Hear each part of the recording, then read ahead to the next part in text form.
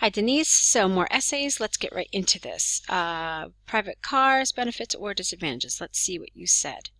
Experts throughout both the developing and developed world have debated the issue of whether, careful with your spelling, this is the wrong spelling here, automobiles make, no S, life easier, or have an increased contribution to pollution. Some believe that car ownership, now we don't usually use the possessive for things that aren't alive. So this should just be car ownership, just like you see it here, okay? There's no reason to put an apostrophe S here. So some believe that car ownership has a responsibility in the attribution of climate issues, which has grown in importance over the last decades. Personally, I strongly agree. Okay, I like what you've tried to do here. You've tried to use some more advanced vocabulary, and that's great. However, I don't think that these particular choices of words really work. So let's see. Car ownership has a responsibility in the attribution of climate issues. I think you want to say something different, and this would make it clearer if you said that car ownership has a responsibility. You used contribution already, didn't you? Let's see. Okay, one more time. Some believe that car ownership is responsible for the climate issues which have grown in importance over the last decades. And not even that, really. How about the climate issues which have increased? I mean, it's the issues themselves. It's not just that they've increased in importance, but like the number and the breadth of those climate issues have grown. Okay, and then here I really want a linker. Okay, even to something as simple as an and, because just adding a comma there doesn't really work. This essay will argue that private transport has both positive and negative impacts, using examples from car showrooms and London to demonstrate and prove arguments. Okay, let's see. Fine. Okay, let's move on. On the one hand, there is ample evidence that car sales have an upward trend in recent years. Okay, you could have said they have experienced an upward trend in recent years. It should be taken into consideration the economical prices available among the automobiles market, which makes to buy a car more accessible to anyone. Okay, I think here you're doing some language translation. It's not appropriate syntax in English, so let's see how we could fix that. So rather than it should be taken, it should be the economical prices available in the automobile market, which makes it more accessible to anyone to buy a car, should be taken into consideration. Okay, that's one way to do this. Or you could have said it should be taken into consideration that the economical prices the economical prices in the automobile market make it more accessible to anyone to buy a car.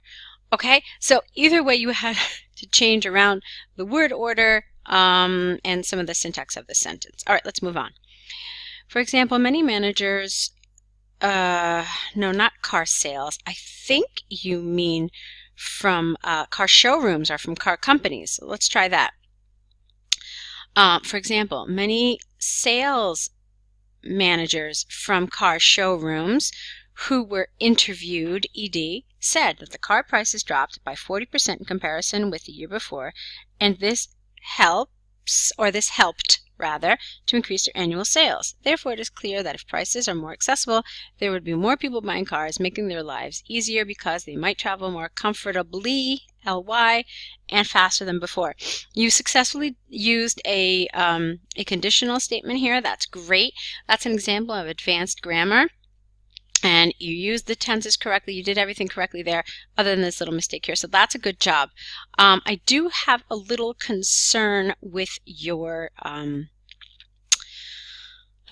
development, though. The benefits of car ownership.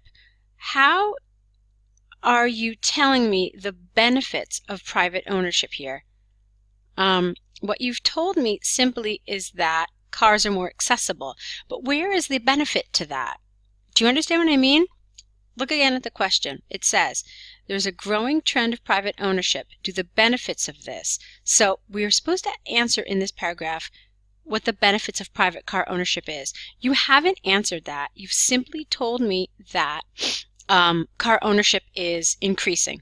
So it's somewhat off topic here. All right, you need to be careful about that. If you're wondering what those benefits of private car ownership are, I can help you come up with a couple.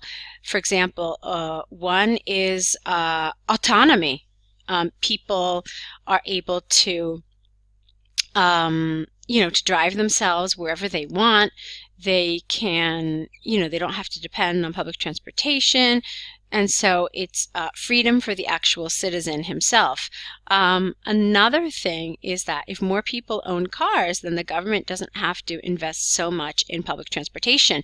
They can use that money elsewhere, maybe to create better roads, but they don't have to have such a well-organized and well-developed structure for public transport. Okay, so those are a couple of things you could have said here for the advantages. All right, moving on. Consequently, worldwide is a matter of concern. The statistics on traffic has contributing in pollution issues. All right, let's change that sentence. Consequently, worldwide, worldwide, comma, the effects of traffic on pollution areas has become a matter of concern. And I don't know who tries their effort to impose drastic measures to minimize the motor vehicles effects. All right, this sentence is really problematic. I don't understand what you're trying to say. Grammatically, it's got a lot of errors that make it difficult to understand, so I'm just going to ask you to rewrite it. For example, during 2015 in London, who's they? Okay, if you don't know who they is, it's preferable to just use the passive tense. So the passive voice, what am I saying? The passive voice. For example, during 2015 in London, a national campaign was run to motivate people to change their transportation from using cars to bicycles. You can get rid of this. It had such a great response that today it is known as one of the cleanest, not cleaners, cleanest cities, IES, in the world. Furthermore, there is no doubt, there is no doubt that people are concerned about environmental issues and are willing to reduce the usage of their cars. Okay, so now the question is, how well have you really talked about this, the disadvantages of growing car ownership? All right, that's what you're supposed to be talking about. So the way you could develop this paragraph is to say that there are a couple of different areas. One is clearly pollution, which you touched upon but didn't really develop in the right way. So you're supposed to explain how car ownership is contributing to increased pollution. There's carbon monoxide being released into the atmosphere. There's noise pollution from all these cars running on our streets. So all of this is polluting our world, essentially. Okay. Another thing you could have said in terms of the negatives of car ownership is increased traffic in all of our roads and all of our streets, and this reduces the quality of life in our towns and cities. Okay. Let's move on. To conclude from the arguments and examples given, I firmly agree that automobiles are more affordable today than 10 years ago, but also I'm aware of the attribution, this is the wrong word, the contribution that cars have to the environment. It is predicted that awareness of the implications of owning a car will increasingly grow in importance. All right, we've talked a lot about this essay. I don't want to spend any more time on it. I think I've given you considerable feedback, so let's move on to your task 1. The two pie charts T illustrate the differences of preference, not school's preference, not the school itself. It's probably the student's preference, but school subject, yeah, it doesn't belong to the school. So preferences among 7 subjects between 2014 and 2017 in New South Wales. Overall, what stands out was that physics was one of the most stable subjects during both years, while history drastically improved in popularity, and chemistry was almost invisible. Okay, actually it was in 2017, but okay. In 2014, students highly preferred, no, get rid of this. So students highly preferred maths and geography equally at 27%, followed by physics with 9.4 and biology with just over 10.